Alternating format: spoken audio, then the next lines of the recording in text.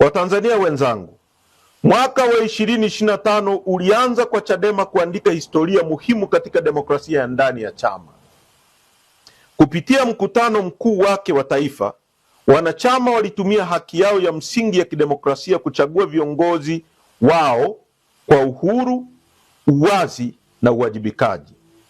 Katika mchakato huo, ndugu Tundu Antipas Lissu alichaguliwa kuwa mwenyekiti wa taifa wa Chadema, akirithi uongozi kutoka kwa ndugu Freeman Aikaeli Mbowe ambaye alikitumikia chama kwa takribani miaka 21 kwa ujasiri na kujitoa sana. Sambamba na hilo, mimi John Wegesa Heche nilichaguliwa kuwa makamu mwenyekiti bara, ndugu Saidi Mzee kuwa makamu mwenyekiti Zanzibar, na baraza kuu la chama liliwathibitisha ndugu John Mnyika kuwa katibu mkuu, ndugu Amani Gorugwa kuwa naibu katibu mkuu bara, ndugu Ali Ibrahim Juma kuwa naibu katibu mkuu Zanzibar, na pamoja na wajumbe 5 wa kamati kuu ya chama.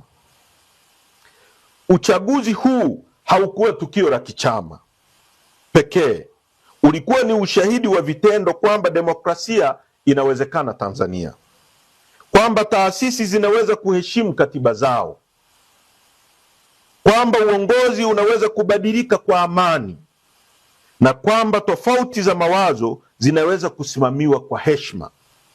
Hii ndiyo Tanzania tunayoitaka. Leo ninapotoa salamu hizi, siku 269 mwenyekiti wetu ndugu Tundu Antipas Lissu alipokamatwa na kuwekwa mahabusu kwa kesi, Chadema na Watanzania kwa ujasiri tunajivunia kuwa na Tundu Antipas Lissu kama tunu ya taifa, mtetezi wa haki na mwenye kupinga uonevu, mtetezi wa utawala wa sheria, demokrasia na rasilimali za nchi, ambaye husimama katika misingi ya ukweli.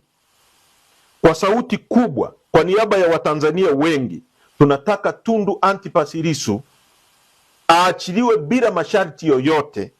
Hata hivyo, watesi wetu wanaelewa kuwa dhahabu ili ing'ae, ili iendelee kung'aa na thamani yake iendelee kuongezeka, hivyo ndugu Tundu Lissu anaendelea kuwa dhahabu inayoendelea kuongezeka thamani.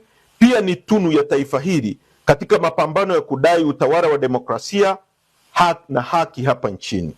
Aidha, kama chama na nchi kwa ujumla, tunatambua, kuheshimu jina la Tundu Antipas Lissu kupendekezwa, yaani kuwa nominated kwenye mchakato wa awali wa mshindi wa tuzo ya Nobeli.